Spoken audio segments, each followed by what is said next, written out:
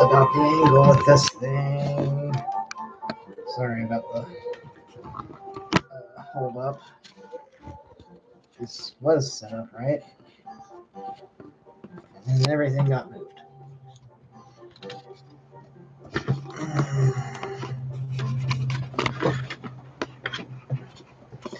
Don't look, I'll tell you when it's safe. Let's see, how do you...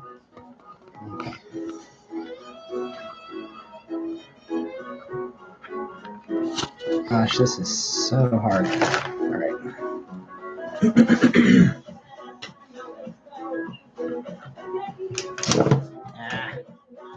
Nope, that's not on there anymore.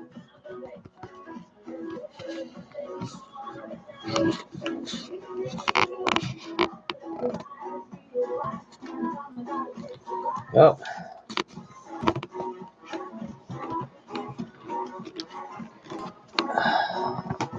It's like stream is going to have to look at things upside down.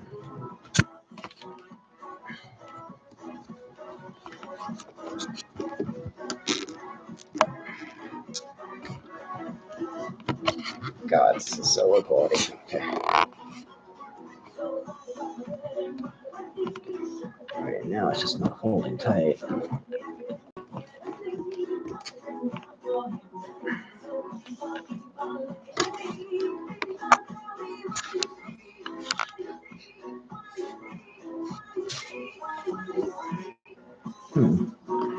Things need to be kind of loose.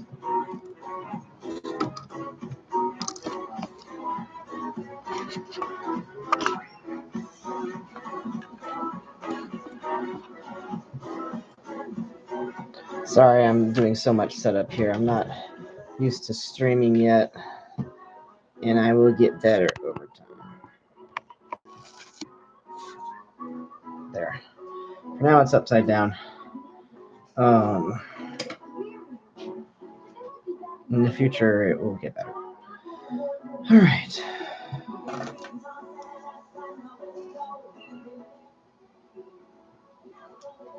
I'm not really sure what music I'm feeling yet. Yeah. Excuse me. Goodness.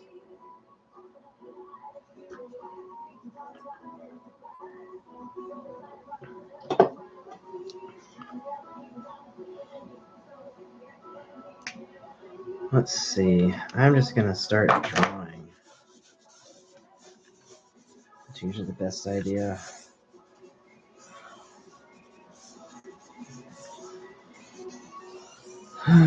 This makes me think of the brain.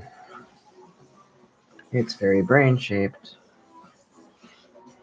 So we've got the brain stem will be down here. You've got the more base of the brain functions down here.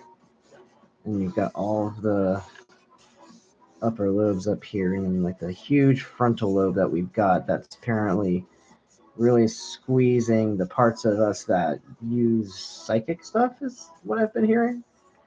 I don't know. It's kind of hard to explain, but I think that at some point we saw psychically from the back of our head instead of getting input from the front of our head so much. So it's like this is blocking this. Okay, that I cannot countenance the music being all glitchy. I'm going to look over here. Oh,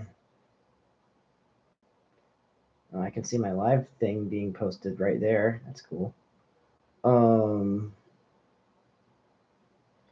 don't want to watch something else at the same time. That's kind of weird. Hedgehog Pie, The Green Lady, 1975. Who will care about that?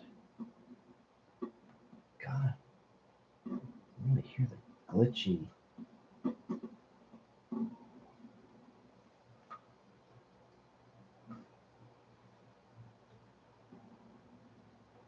Because it's too loud. Oh, it's barely any volume. Okay. for the bit. I gotta manage some things with the sound stuff going on the side here.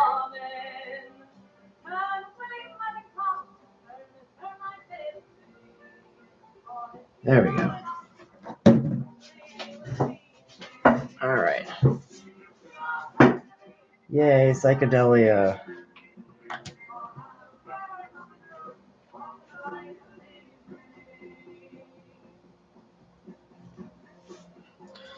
I really like this era of the 70s music.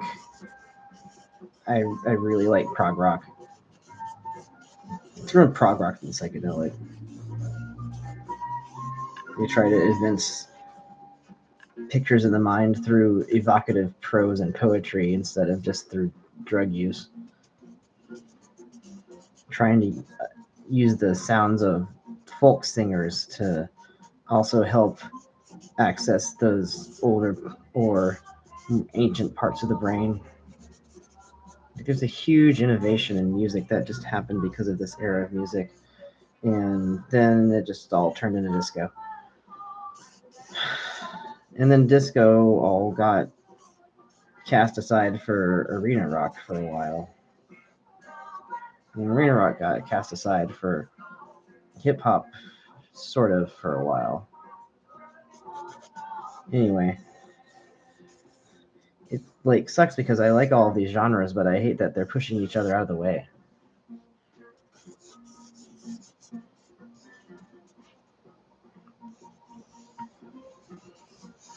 It's like fetal or even like a kidney instead of just being a brain. I'm really feeling the eyeballs in front. I don't know. This is like turning into like a little critter or something. I don't know. I think this one is done. That wasn't really much of a thing. So when it comes to doing truly automatic art, one of the things that I try to do is just let my hand move around however it wants. Sometimes you can do this by using the left hand. In fact, I'll just go ahead and do some left hand stuff. And the more that you let your left hand do things, the better, in my opinion, because that's the more that the left hand gets to learn how to work itself. The left hand does not get as many opportunities to learn and do things as the right hand does, because so much stuff in this world is made for using the right hand. It's made to be used with the right side hand. And that's because most people, their dominant hand is the right hand. So your left hand is left out of a lot of decisions automatically. It never gets to participate in a lot of things. So giving it an opportunity to speak, as it were, is very good. Just to roam around and be the boss and do its own thing. Sometimes in abstract art especially, I like to let the left hand be the one that makes marks. And there are times that I actually draw and I let the left hand be the one that draws, actually. Even though it's not my more precise hand, as it were. It's not making an image out of what it is that I see in my head. Instead of it's just making the image that it is making and wants to show me. And it's easier to let my left hand just draw and depict things to me.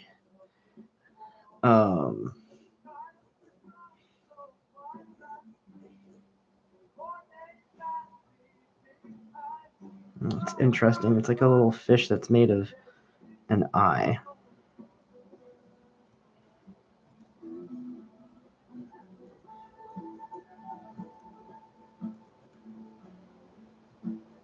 Yeah, I can see the other fin here.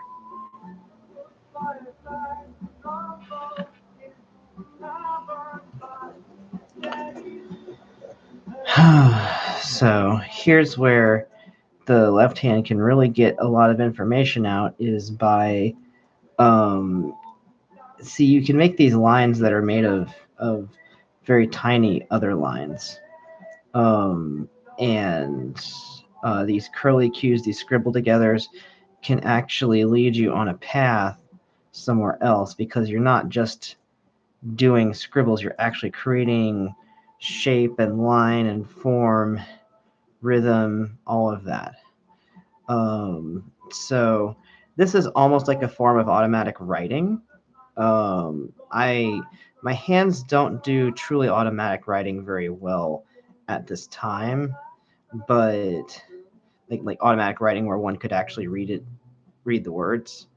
But the forms that my hands can make automatically are very interesting, and can do a lot when it comes to art.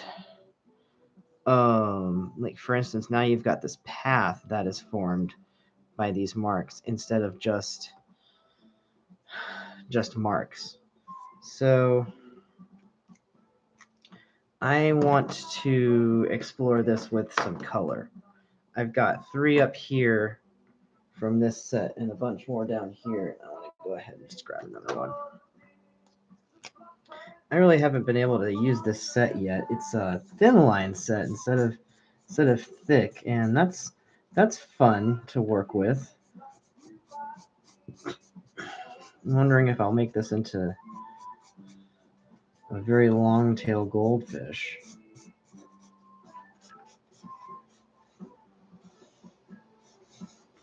Which is kind of what a dragon is in some mythology. Is just, it has a huge long tail. It's like a giant carp with a big mouthful of fangs.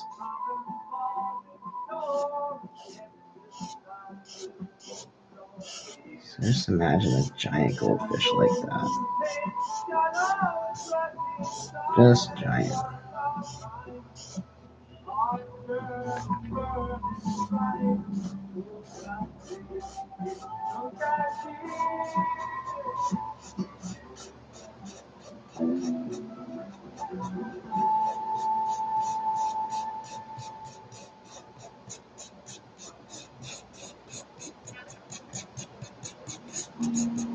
There. Color really helps define things sometimes. While using line as a start, it might seem like you're being really detailed, but actually if you just stay sketchy and then you let color define more of the form, you can add more lines later that transform this into something else. So first I want to add the illusion of a very clear looking eye, and the way you do that is you put the shading of the eye at the top, and I'm going to add this right here, widen it, make it more impactful, and then you have a lighter color in the bottom. And what happens is that when the specularity highlight here, that's the part of the light that stays on the surface of something that's transparent, which is at this point the lens of your eye. The light hits the surface of your eye here and it stays there. So it actually casts light in a beam down here into your iris, and it'll be a lighter color than the rest of your eye because of that. And that's usually how I approach eyes, is I basically treat them like they're transparent jewels or they're like liquid. Because this is how it works when it comes to colored liquid, when it comes to crystals, etc. There's, of course, more realistic approaches that you can take to how you shade the eyes, but I choose not to do that right now. Let's see. This is kind of deepening it, but it's not really doing much of anything of substance. It is kind of filling it in though, which I like. So I'm basically filling in orange with pink.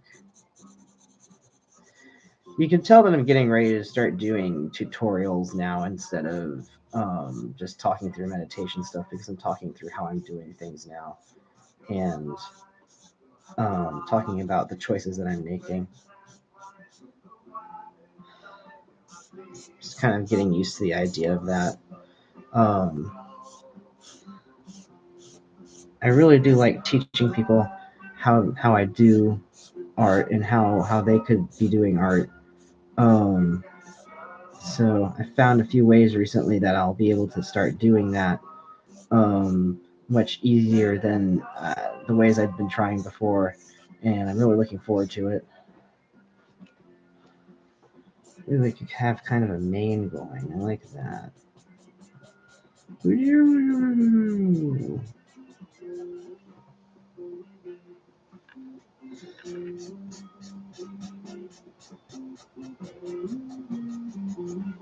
There.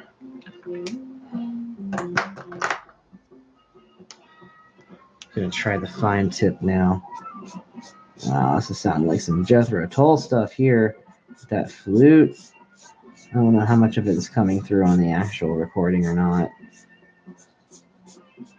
since I'm listening to it off of the TV and the microphone is more near my face. Part of the reason why we're doing a lot of these early streams right now is to just figure out the baseline recording equipment and how it sounds and how it looks. So sorry if the quality isn't so great.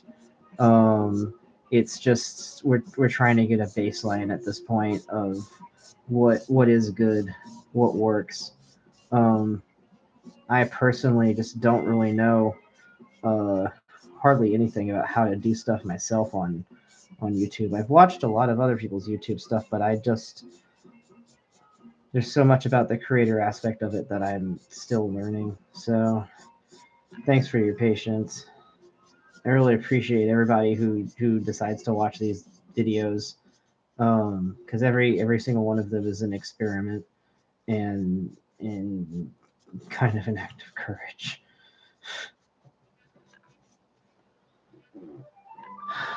So let's see, like that.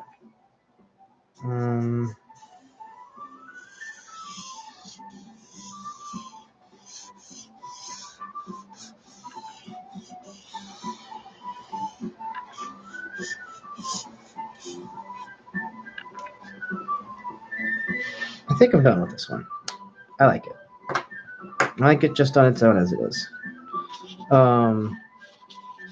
Anytime I make a little critter or something, I tend to just let it be pretty soon into the drawing, because it's like it kind of makes its own case for existing. I don't really need to add anything more to it. It's like, look at it. That's what it is. That's what it looks like.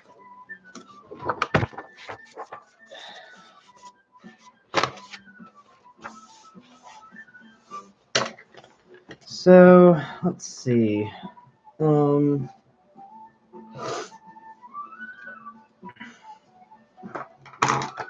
Take a moment to breathe, as it were.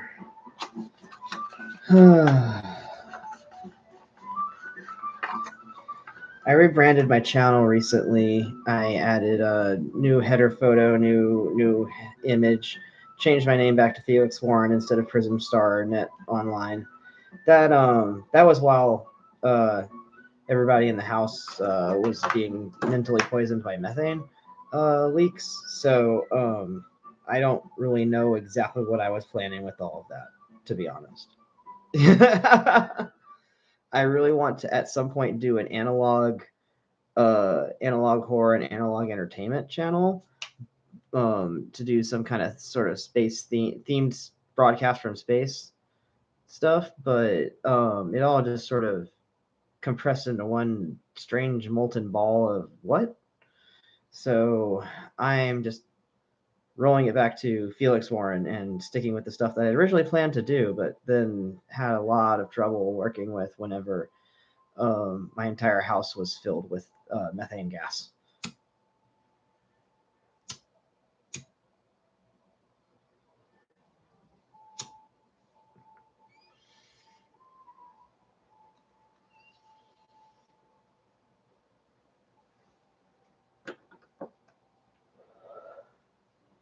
Let's see. I'm a little tired of this here. What's in the sidebar? Luca Musto at Caterblau Kiosk.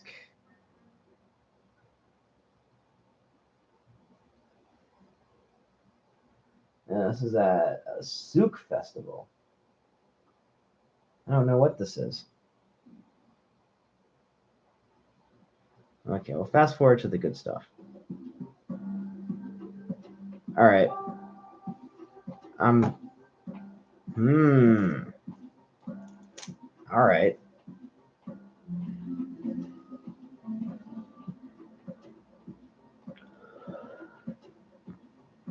All right.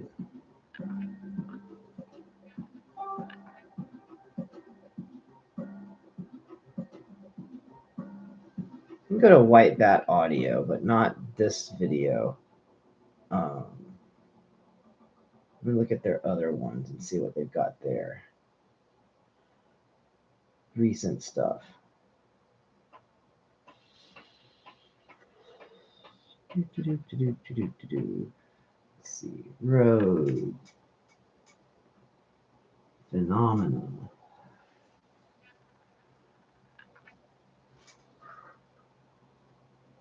Reliquary. Duel. Frozen Terror. Oculus. Yeah, that's about right.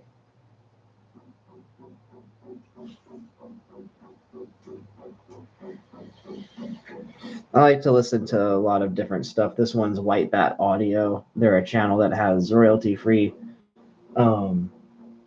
copyright-safe music mixes. They do neat little animated screens with them. Oculus. I'm gonna turn on the AC. Yeah, it's 70 degrees in here.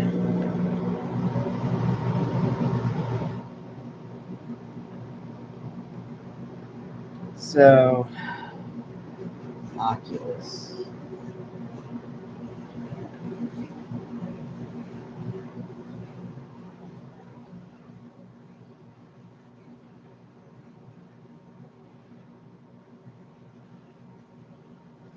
See, giant eyeball pictures are kind of cliche.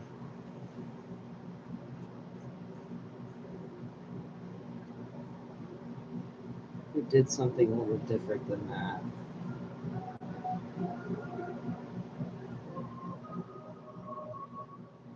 Sun in the middle.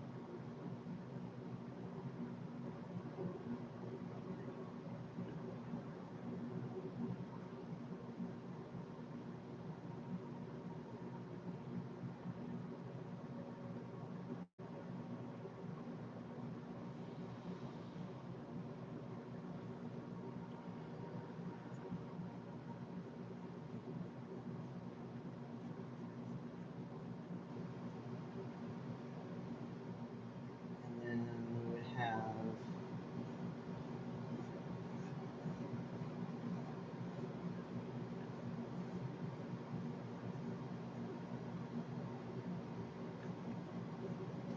we're gonna have 9 planets out here going out to Pluto.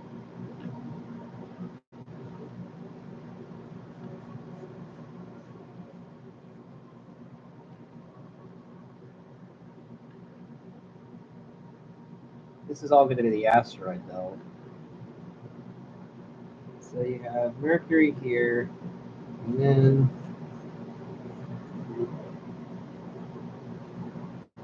let's put Venus here. We would have, after that, Earth and Moon over here, and then I'd say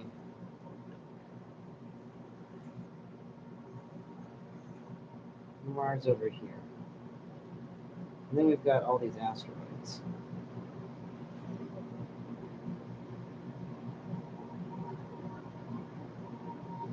There's actually big asteroids throughout. There's 4 major big ones that I know of, so I'm just going to make these along there in between the major points inside. You have 4 points, 4 counterpoints. And then out here you've got Uranus. You have Neptune's rather ambiguous orbit. It kind of puts it sometimes on the inside. sometimes on the outside. And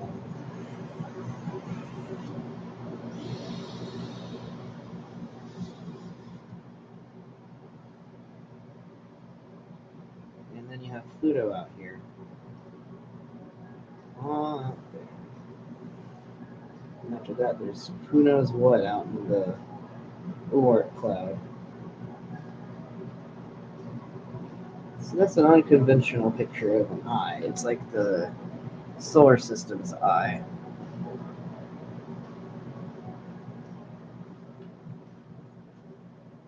Not quite sure what to do with that yet. It's like with this, I could possibly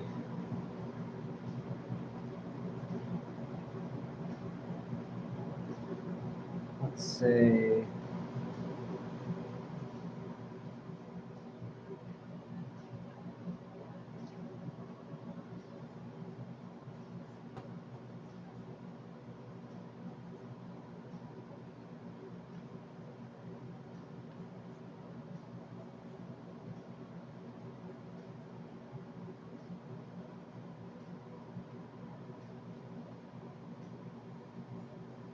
like a rainbow of colors, and then out here you would have, I think, the zodiac echoing that rainbow.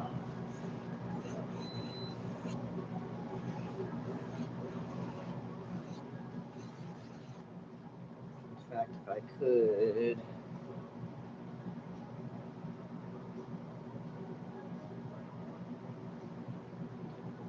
kind of emphasize this part is a little bit tapering off. This part is a bit more up.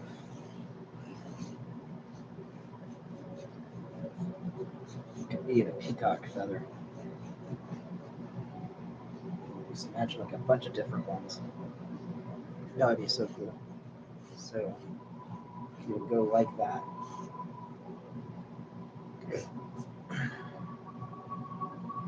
So this sounds like the plan for a pretty cool drawing at some point. I'll have to try following that up. I'm gonna go ahead and 6:55 a.m. and it's the 25th.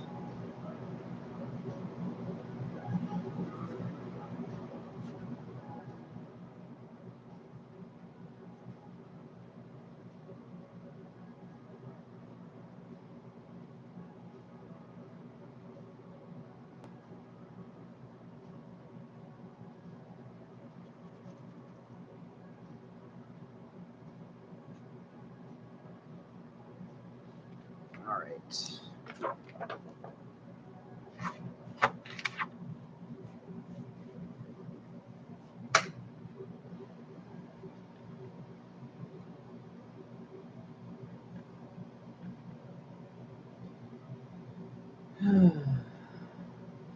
is an interesting bit of planning. Let's see, I've been on stream almost 30 minutes.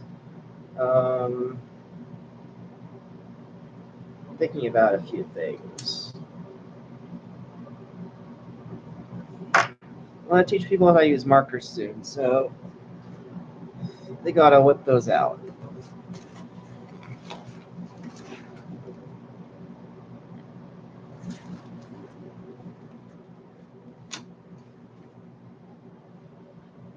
There we go.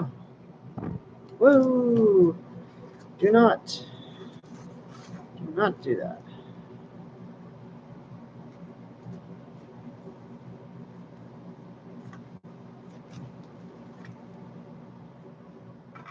There we go.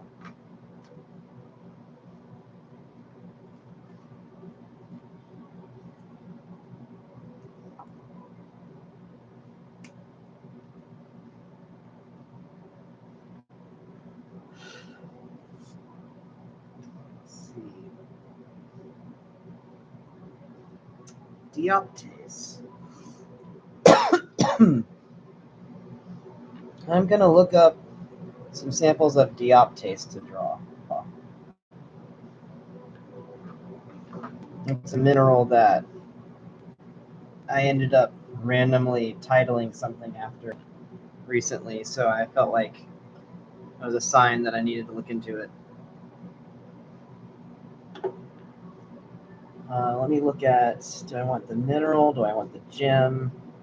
Dioptase crystals.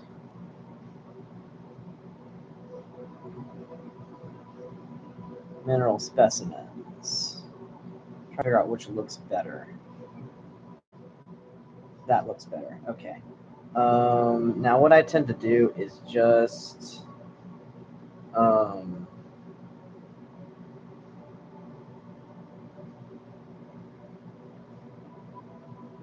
zoom in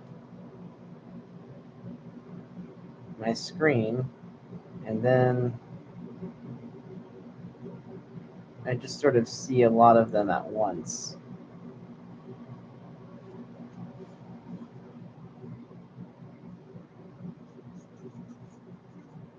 And kind of sketch from there.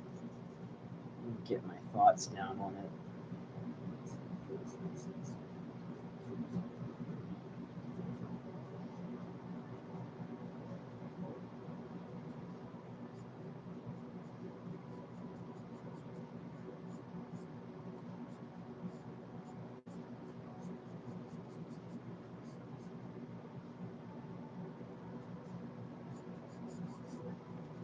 It does tend to be very up down in nature this way. There's like a lot of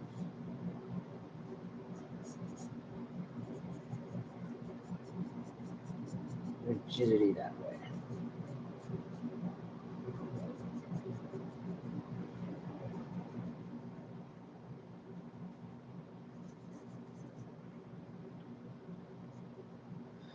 See, there's like a lot of very fluorescent bits that I see. So it's like, there's like a top layer like this, and then another top layer like this, but then there's all these things around the edges. There's like a big, deep shadow. There's all kinds of things. It's like really, really rich areas. Really,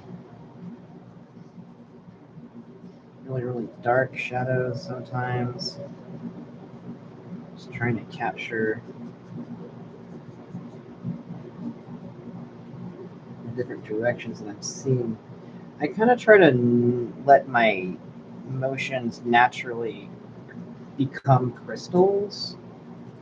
Like let my hand motions in themselves sort of grow crystals into the area that it is that I'm working, and just sort of let them naturally develop. Big chunk.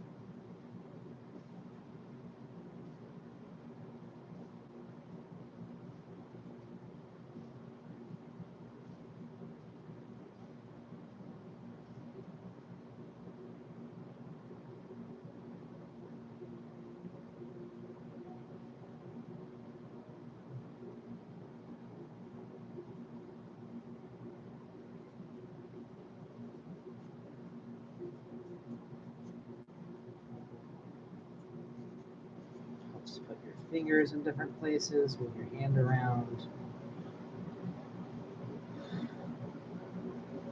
Just really try to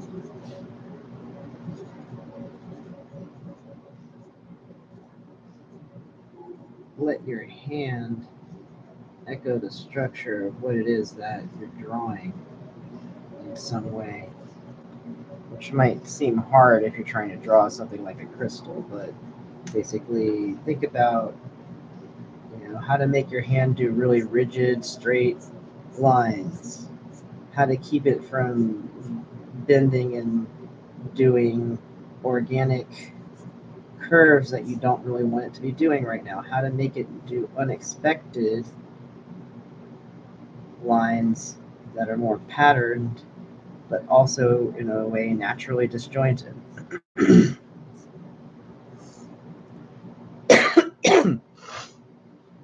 And some of it is going to be in the way that you hold your hand. Now, at some point, you're going to want to kind of get this sort of slushy mesh that's in there. So these tiny crystals that are trying to grow. And I think I'm going to go ahead and add some shadows here.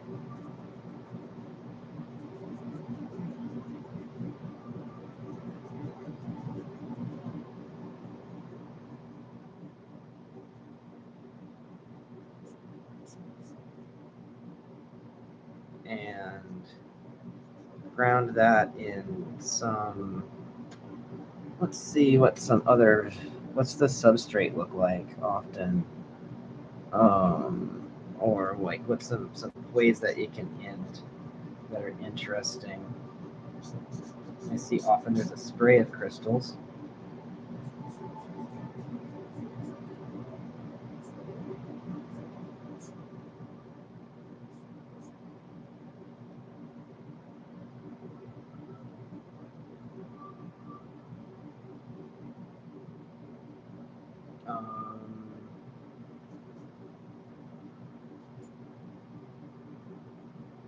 Gonna go ahead and actually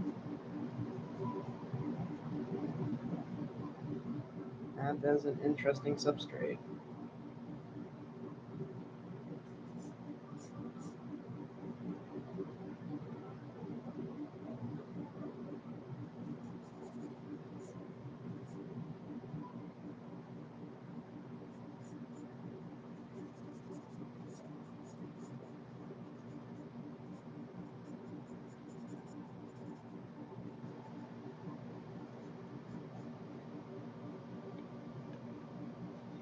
Let's see.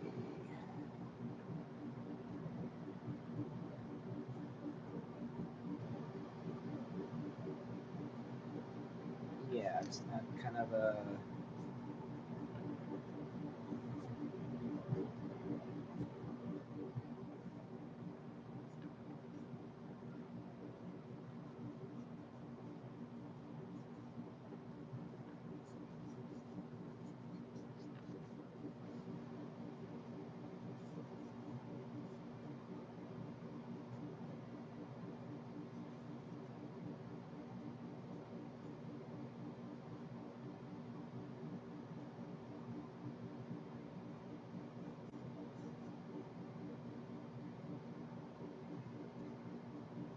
sorry if I'm completely not paying attention to what's going on the stream right now, but I'm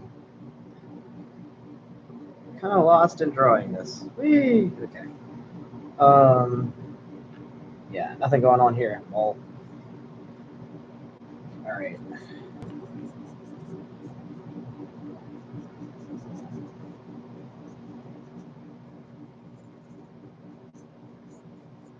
The thing is, the substrate should actually be a completely different color than what it's growing on. We're looking at mostly gray and brown, and I'm thinking of just kind of inventing something that it can be growing on.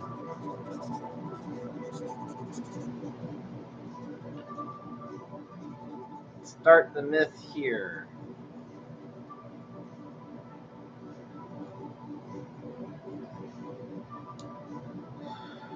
So, some kind of, I think it's supposed to grow on some kind of copper vein. copper silicate, something like that. So just gonna give it some, I don't know, just ground rock that the stuff's supposed to grow in. I don't know much about this part of mining yet.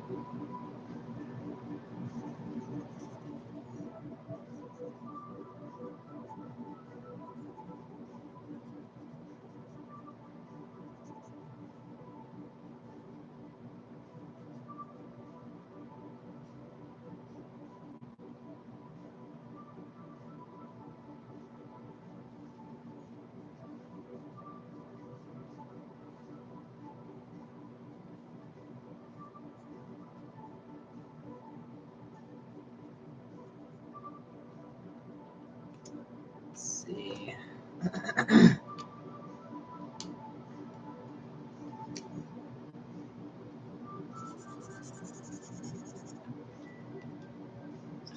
On there. There you go. Alright, that's an interesting color.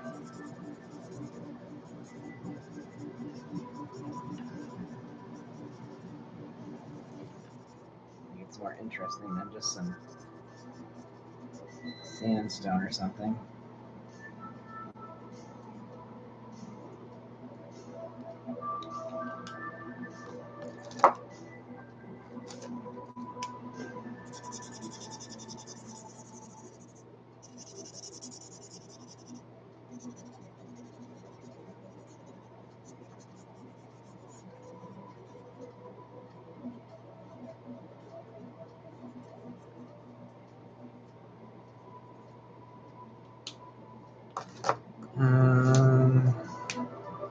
Try kind of a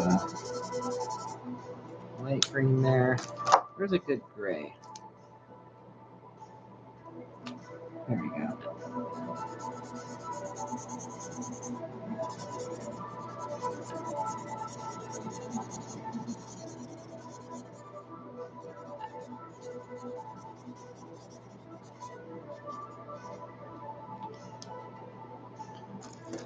Okay, I want to wash that out a little bit.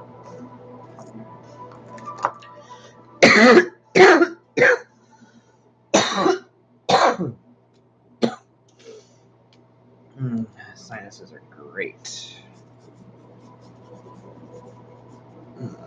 Okay.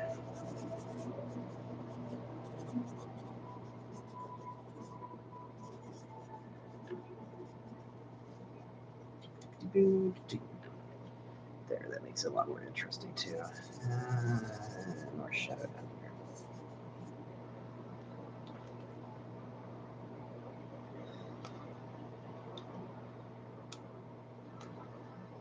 We can just have actual shadowing down here.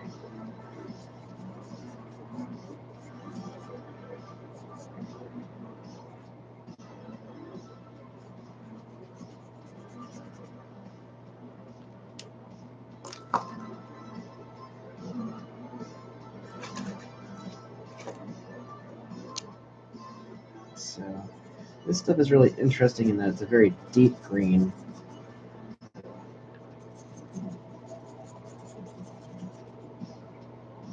This olive I'm adding is more to add a natural counter light to it.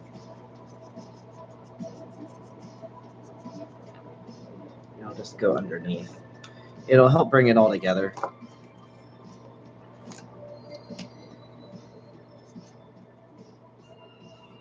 So I can deepen the shadows as much as I want.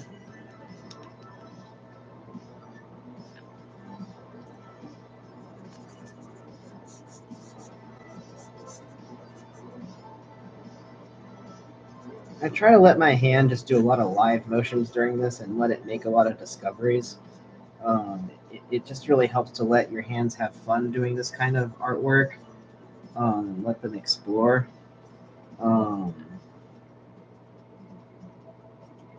Here's where you can just start to just turn the brush around in your fingers and let it find interesting shadows for you, because you've already defined the main shadows that are already being relied upon for most of the drawing structure.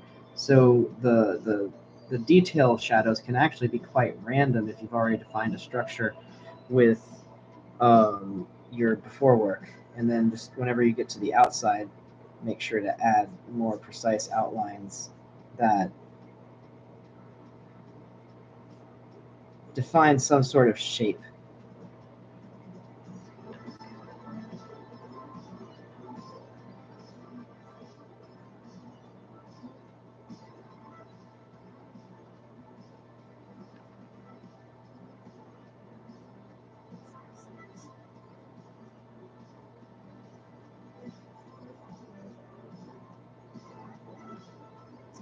There we go.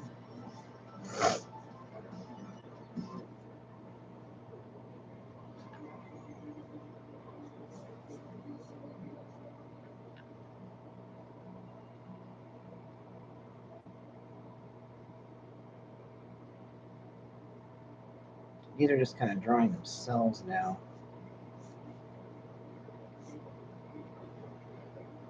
I didn't really mean to add these in the beginning. It's just like, this is like, hey, these need to be here now. Just keep drawing them. I'm like, okay, fine, hand. Whatever you want.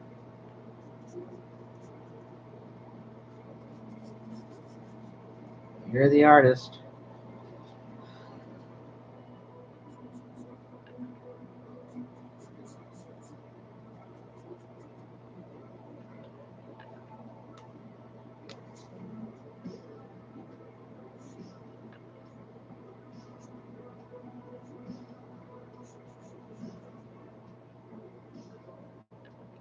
There. One big one sticking out at the top. I like that.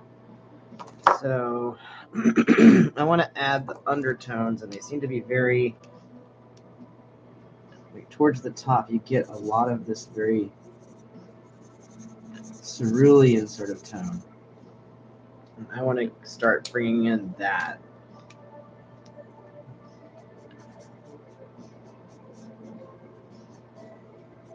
Also, it just kind of comes in into the deep green that exists there already, so I could just add that. And also getting kind of a feel for how these markers build their ink up over time. Like, it seems to get very dark if I just keep going and bearing down, which is good to know because some markers don't do that. Like Copics, it takes a really long time for their ink, their pigment to build up. But these don't seem to take too long. So very good to know before I start into anything big. I want to start teaching how to do marker art soon, and one thing I want to teach people is how to use these lower end markers to their best um, benefit, because you can't use them the same as you use the high end markers, but they are very good. They're very, very good art tools. It's just that you have to use them differently than you use the expensive art tools because they require different handling. And once you learn how to use cheaper art tools to their best quality, to their highest impact, I really find that you become the artist that you need to be when it comes to using the expensive tools.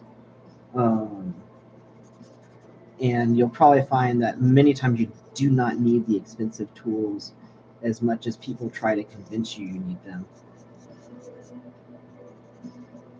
Most time it's really just a matter of certain pigments just costing quite a lot because of how hard it is to get them. Uh, I I've seen Jessica Douglas actually use real amethyst, real ground up amethyst for watercolor paints, and I'm wondering if it's better just if that's a better way to source purple right now, you know. Okay, let's see. Oh, I really want the back of the rock here that represented. I want this all turning dioptase.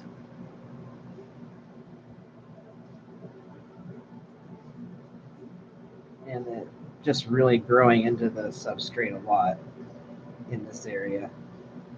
I think that would be really, really good.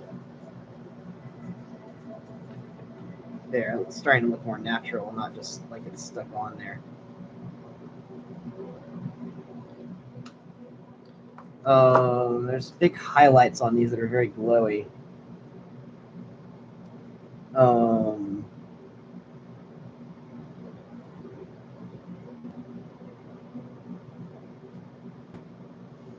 Yeah, really, really, really glowy. So what I'm thinking is, let me try.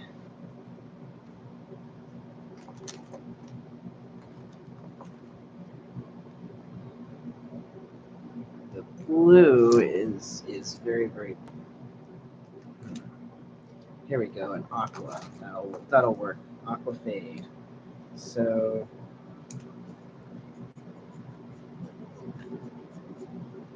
first get the top going.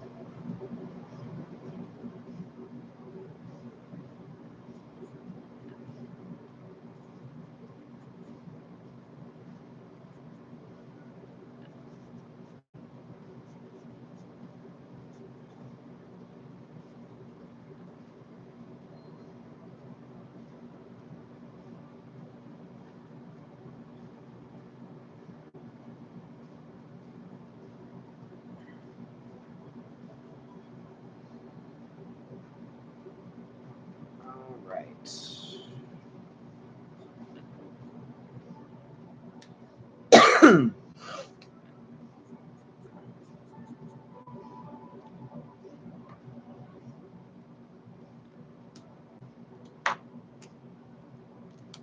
Now add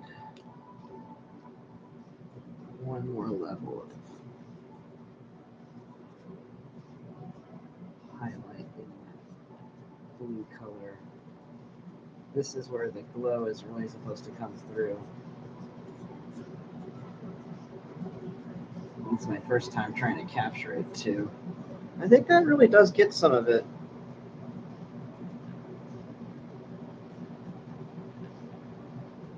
Like, this is not supposed to glint with the light very much. Instead, it really is supposed to have this glow come through. I'm gonna have that. I'm gonna let that happen for most of the rest of it. There we go. That's better. Now, what I really liked is that there's also kind of a deep, like the deep shadows of it have actually a copper to it.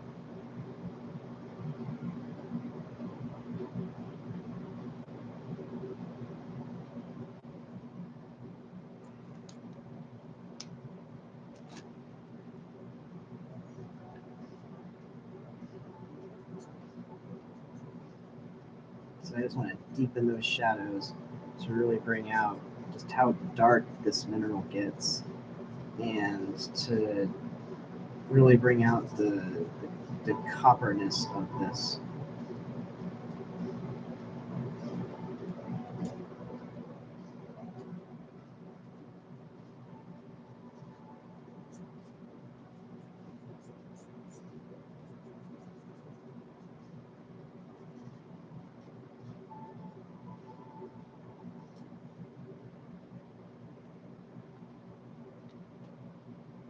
There, I love defining the shadows deeper. I think that is really helping.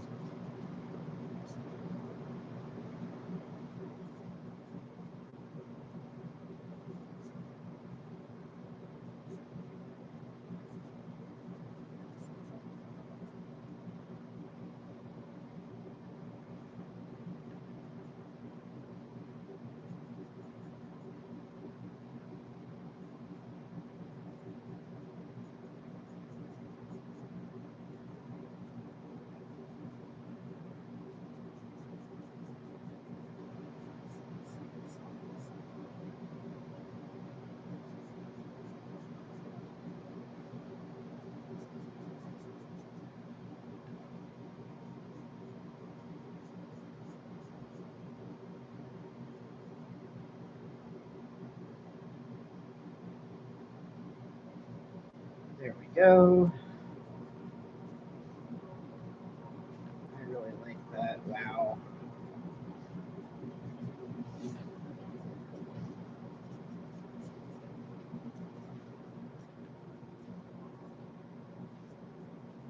I'm at the point where it's really drawing itself.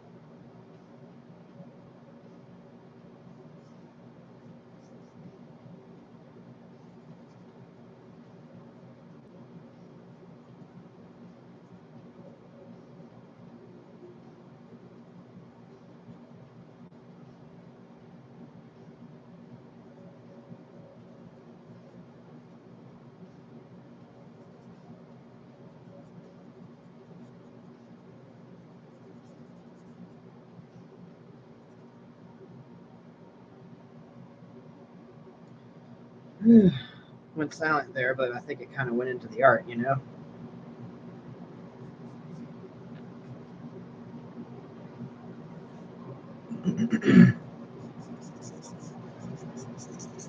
Trying to add these darks into the substrate now that there's so much in the crystal here.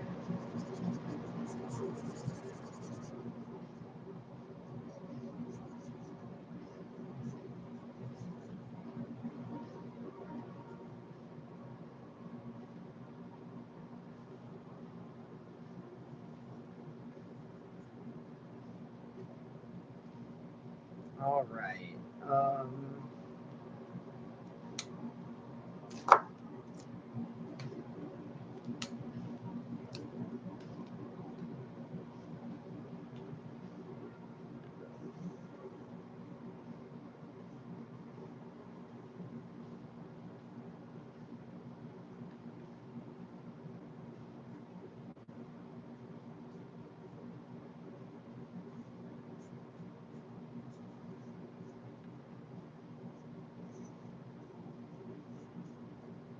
Adding a thick outline around the piece.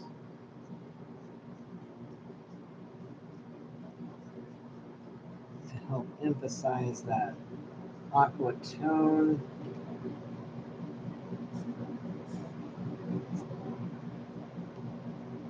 Yeah, that really helps it kind of hit the background. I'm not sure what else to do with it.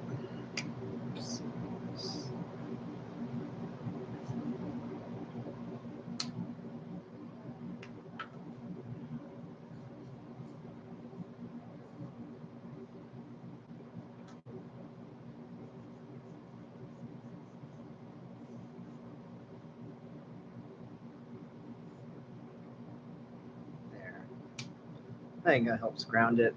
I can add a spritz of automatic to it and see if that kind of finishes it off.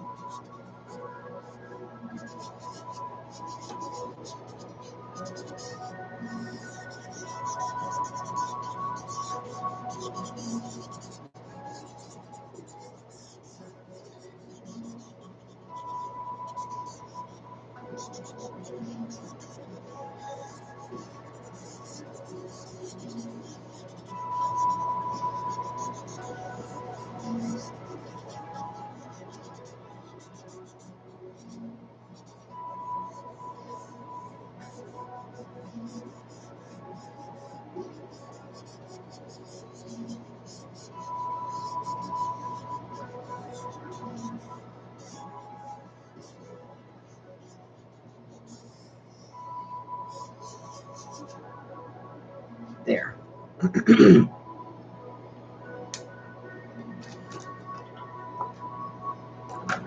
Let's see.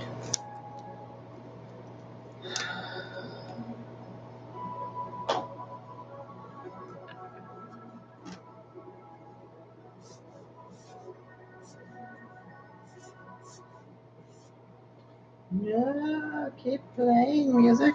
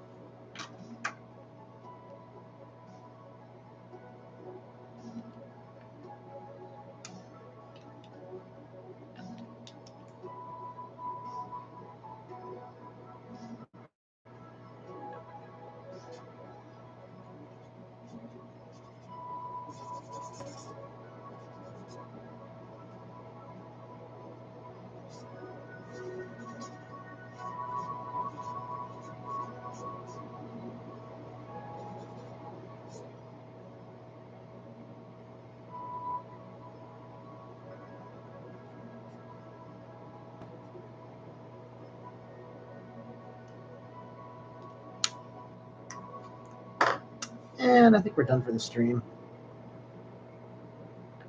This is a really interesting piece of gem to draw. For anybody who hung around for the very end, here it is, right side up. And backwards, I guess. That's the trick of it. There we go. So, that's it. Ciao.